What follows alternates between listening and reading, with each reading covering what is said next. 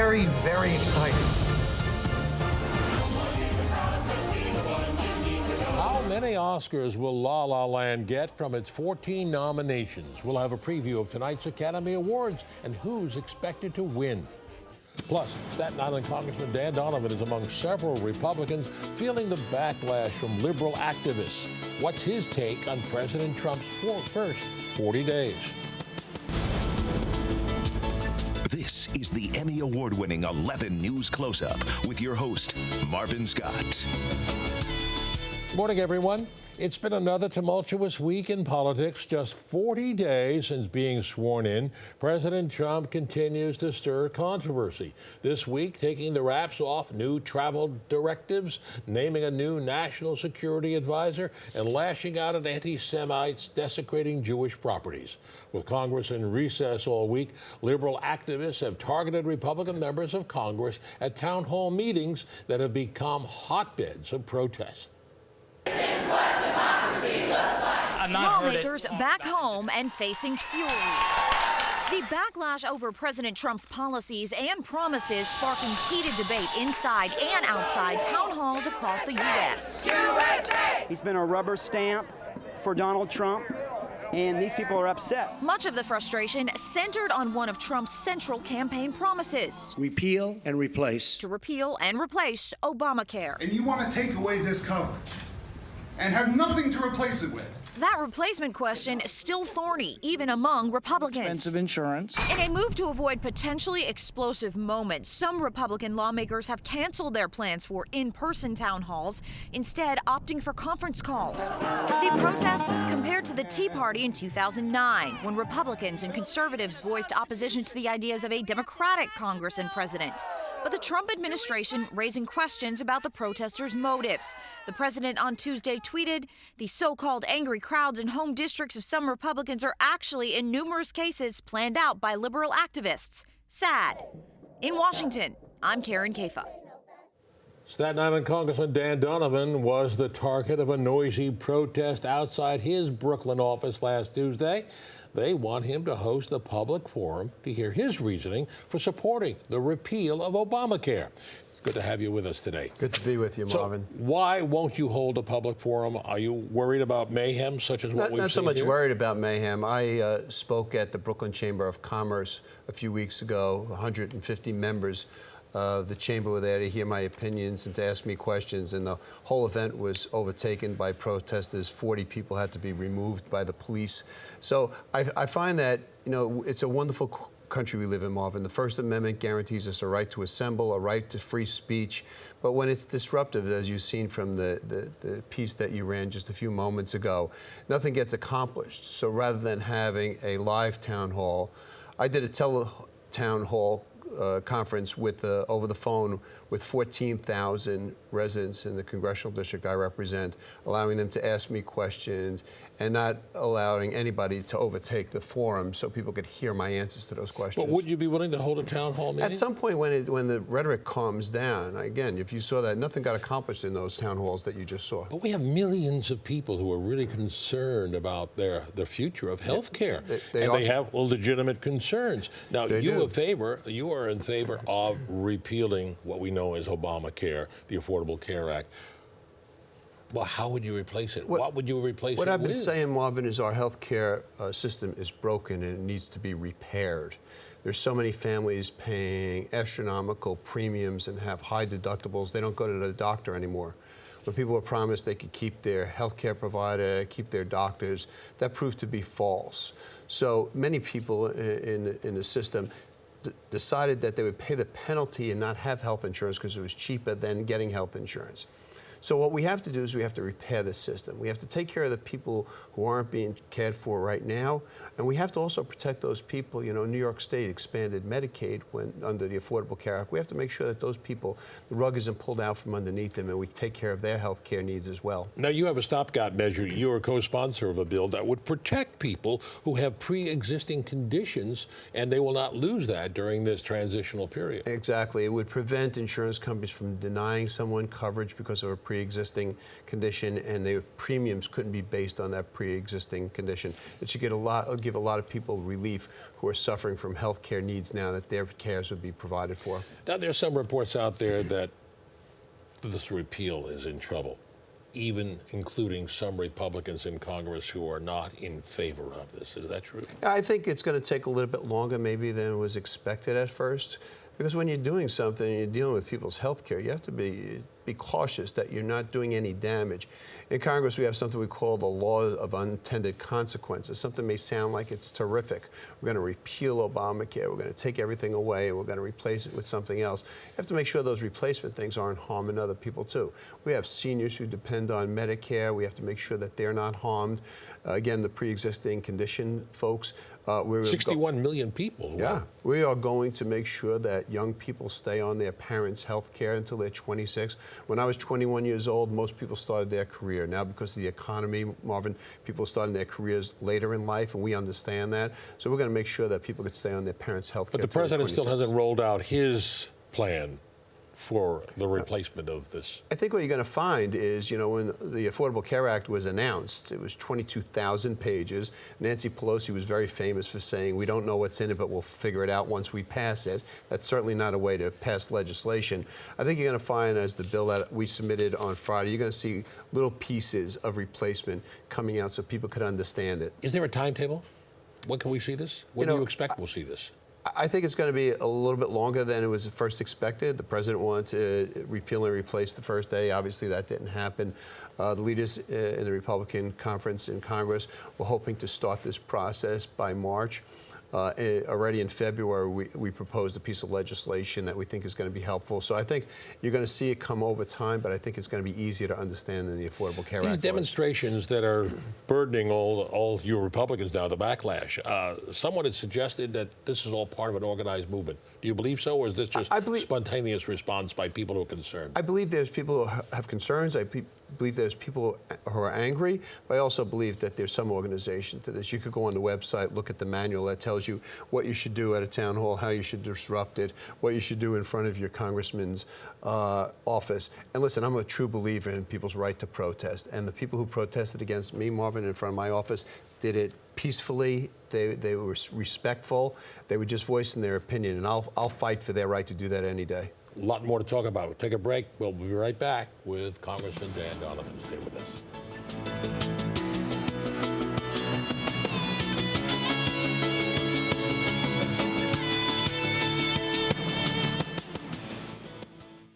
Back with Staten Island Congressman Dan Donovan. So many issues involving just this couple of days ago, President Trump revoked President Obama's ruling regarding transgender bathrooms. It was a mandate he had that you had to allow transgender bathrooms, and that he's revoked that. What's your attitude towards that? Well, I think what the president did is he said this is a state issue. Every state should decide themselves. There are some things that the federal government should be involved in, Marvin. There's some things that we should allow the states to be involved in.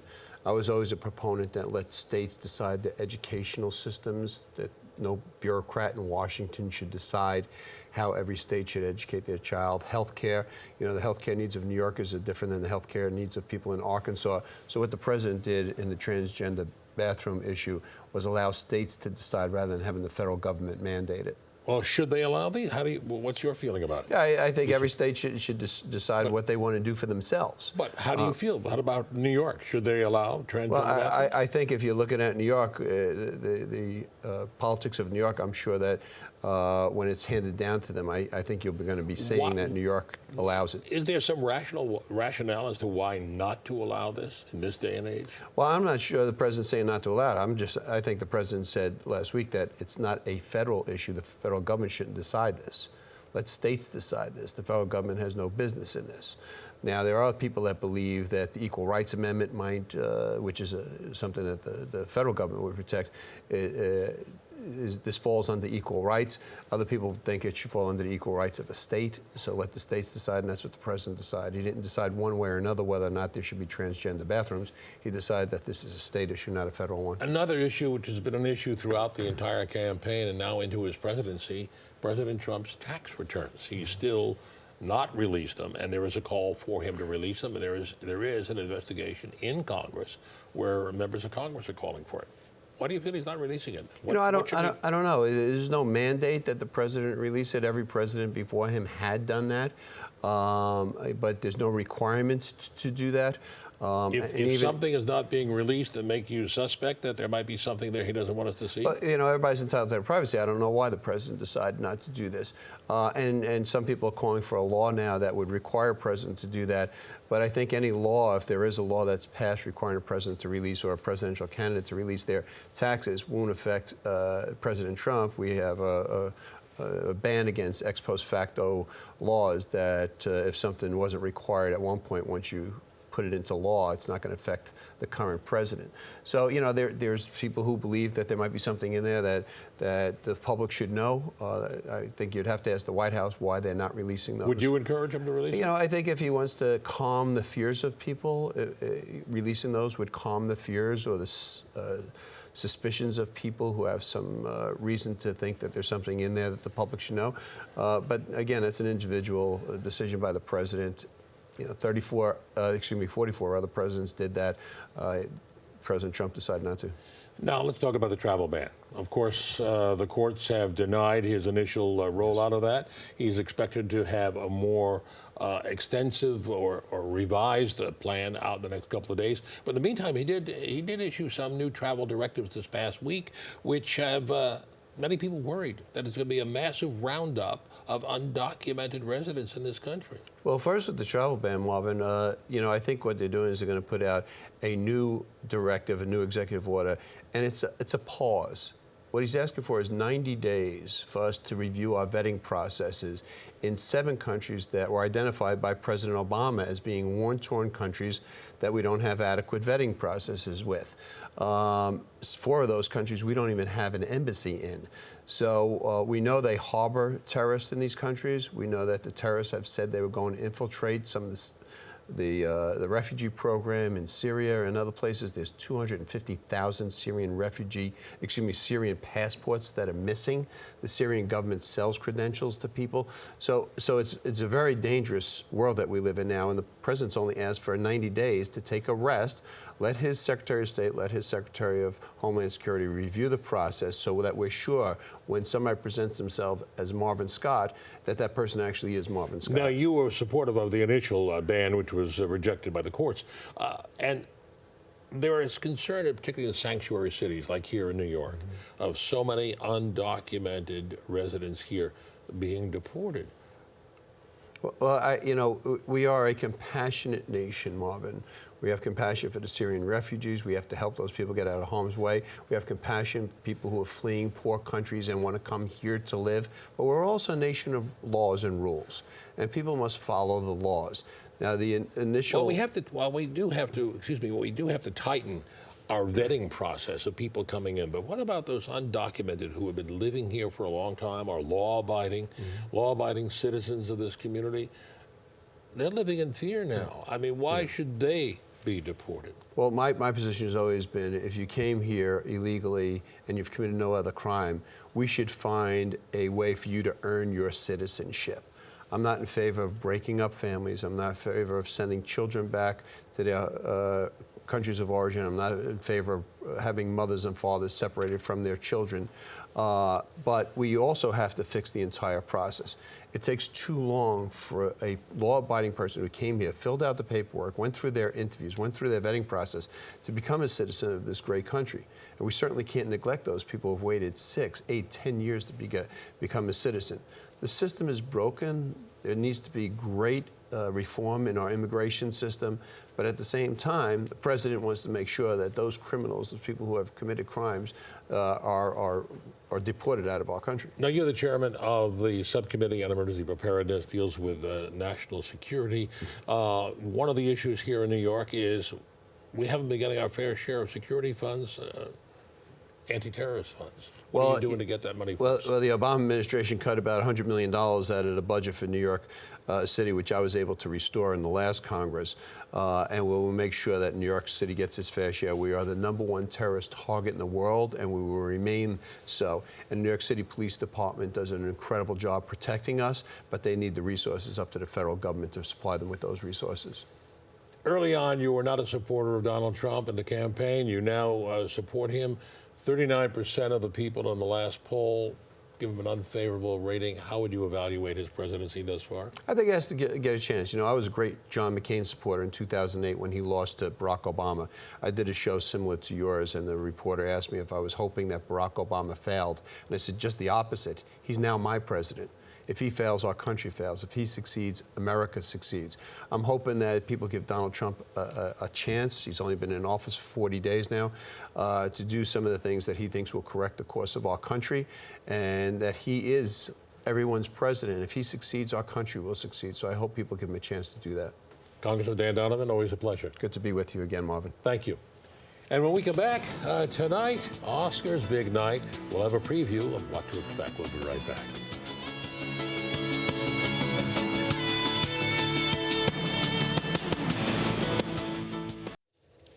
Tonight, it's Hollywood's big night, the 89th Academy Awards, and here are a few interesting facts. La La Land nabbed 14 nominations, and that ties with Titanic and All About Eve for the most in Academy Awards history. The so-called Oscars So White controversy, not an issue this year. 6 actors of color receiving nominations in the major categories. And Hamilton creator and New York's own Lin-Manuel Miranda has a chance at the rare EGOT. That's an Emmy, Grammy, Oscar, and Tony. His Oscar nomination is for the song How Far I'll Go in Moana. 336 films were eligible for Best Picture category, and there were nominations. And if you're curious that the actual cost of that 24-karat gold-plated Oscar, to the recipient, it's priceless. It's $635. Joining us now to talk about what we might expect tonight, Pix's own entertainment anchor, Obi Ekwe, and Chris Witherspoon, entertainment correspondent from Fandango. Thanks for coming in. And thanks for having us, Marvin. Any surprises tonight, or is La La Land going to run away with it? I think La La Land's going to have a huge night. Definitely a huge night. It might make history, taking home some big awards. But I think we might see Moonlight take home the Best Picture, coveted Best Picture award, or maybe even Hidden Figures, which I think has kind of built momentum up over the past couple of months. But it should be a huge night for diversity. I think that'll be the biggest surprise, the number of African Americans that might take home Oscars and the speeches that we're going to hear. This is definitely a difference from 2 years ago when we had the Oscars So White controversy.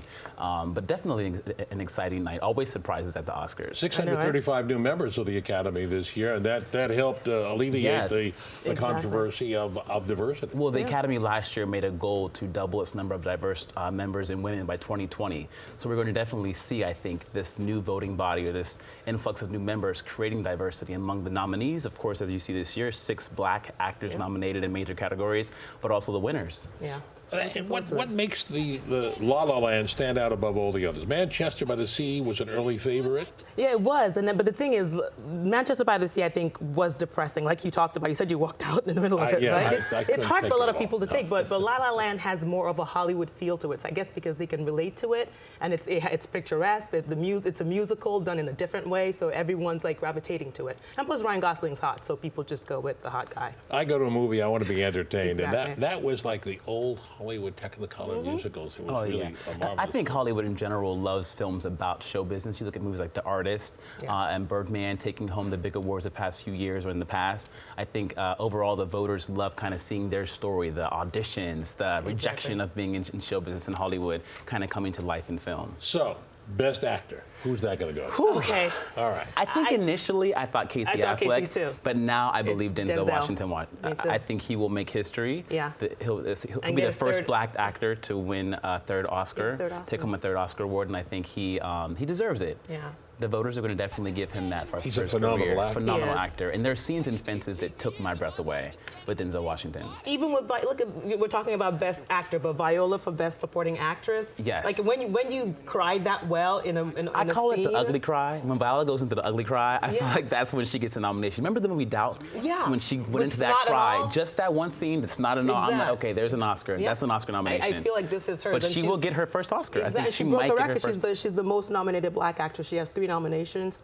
She got for The Help, for Doubt, and then for this. So hopefully she gets this one. And great speech. I think if she And does Hidden- get it, we can see a good speech. Hidden Figures. Oh. Hidden Figures was a phenomenal film. Oh, yeah, yeah. I think the story in general of those women has not really come to light. I was shocked when I interviewed the cast, Taraji and Octavia, Janelle Monáe. None of them knew of this story. Even Kevin Costner, they did not know these women were at NASA and were integral in getting us to the moon, or our first orbit in space, actually it was. But yeah, the film was amazing, and it got more momentum as time went on. After the and nominations, it It brought went in back to more top money. 10. Yeah, it brought in more money than La La Land. So I think this Over film 160 actually, million. Yeah, I over heard. yeah, it's an 160, yeah. incredible story. I covered the space program early on, going back to the Gemini program, and I never even heard about that. Yeah, so it's So incredible. it was really yeah. surprising to hear about it, and it was so well portrayed. The story was phenomenal, and there were some reviewers who were saying Hidden Figures really should It could get be the It one. might be the big surprise. And Moonlight, like you said. And I would because- love that surprise, though. I Right, feel I like would love Taraji that P. too. Henson and these women are such hardworking actresses.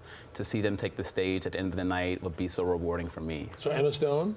Emma Stone, She- definitely. that's her. She has the leading lady award in the bag. Her competition, I think, is Meryl Streep Yeah. and Elizabeth Huppert for the film Elle. But I do think La La Land's Emma Stone will take it. So what other surprises might we expect tonight? The surprise that I want personally is for Lin-Manuel Miranda to get the Oscar. would be so he something can get he his got. EGOT. He'll be the youngest person ever to have it.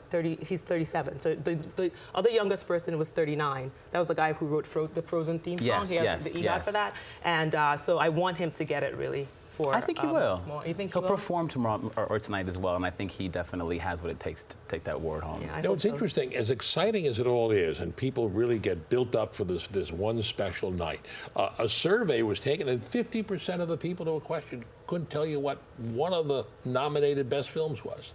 That's surprising? incredible. Yeah, I'm surprised. I'm surprised because I feel like a lot of the nominated movies this year made it to the top Yeah. 10 of the box office. So And I feel like in I'm the not past, sure. some of the movies are just really industry insider films. I think these films had a lot of commercial success. You had movies like Hidden Figures, and I think even like Hell or High Water, Hacksaw Ridge were films that were very digestible, I think, for the masses to see, not just industry insiders. But yeah, you're right. I think a lot of times in the past, especially folks, the Oscar-nominated films kind of missed the radar of most of America. And Best Director? Damien Chazelle. I think Damien Chazelle probably has this in the bag. I would love to see Barry Jenkins from Moonlight take this award home just for the story of Moonlight and his fight to get it into theaters. But I think Damien Chazelle, he's 32 years old, just a brilliant story of how he brought this film into theaters, La La Land. So I think he has it. Definitely will It's take just that home. Because you like the movie a lot. I wanted Denzel to be nominated for Best Director for Fences. Have you seen La La Land? Fences. I saw Okay, I and you love loved it. La La Okay, Yeah, Land. he didn't walk out on that one. Okay. And is that going to get the best song? I think so. I That think music I is- think La La Land or Moana Yeah. will get best song. La La Land has two songs that are in that category. But you so they said that might cross cancel them each out, 'cause other they out. cancel each other Yes. out and then- So I think Lin-Manuel Miranda might take home the Moana. When I walk out of a Broadway musical, I want to walk out humming it too. When I walked out of La La Land, I was humming that all the way Right? home. Yeah. Yeah, the dun, dun, dun, dun, dun, it's dun, dun, really dun. one that Yes. gets you. It's infectious. Yes. I know I'm surprised what you didn't say. I thought you were going to talk about Viggo Mortensen because you said he might be the surprise for Best Actor. You were telling me. when we Viggo talked Mortensen, earlier. yes. For Viggo Captain- Mortensen for Captain Fantastic. I don't know if you guys saw that movie. No, you saw Really incredible, and it's very poignant. It kind of parallels with a lot of things that are happening right now in our country. But it's an incredible film. I think that he definitely could be someone that could compete with Denzel Washington for the Best Actor award. And Meryl Streep is in there once again. Oh, nominated. yeah. I know. Most nominated. She can make history, tying with Katharine Hepburn if she wins. With four Florence history Foster for Jenkins. yes, for Yeah. Florence Foster, but And she four was amazing awards. in that movie. Yeah. She was really good, but I think for people are gonna anything, go I with want to this. hear her speech. Her speech at the Golden Globes was That's what I so wanna ask you. phenomenal. Exactly. Is this going to be get very political tonight? Without a doubt, without a doubt. I think that this time that we're in right now, this award show will be a form of escapism, I think, for so many. But I think for Hollywood, for actors, it's their time to really push any agenda that they have. And unfortunately, and fortunately for some, this year is going to have some politically charged messages. It's the largest stage. This is the most viewed, I think, broadcast in the world. And now Jimmy Kimmel. It might be more political for the actors more than Jimmy Kimmel. I'm sure he's going to poke a few jabs, and it's on ABC, so they might, want him to rein it in a bit. But maybe the actors, when they receive their awards, might say more than he would. We'll wait for the envelope to get open tonight. Exactly. Chris, Definitely. OG, thank you so much for your insight. And that'll do it for our program for this week. If you have any comments or wish to see this broadcast again, log on to our website, pix11.com/newscloseup. I'm Marvin Scott. Thanks so much for joining us. Enjoy the rest of your Sunday, everyone.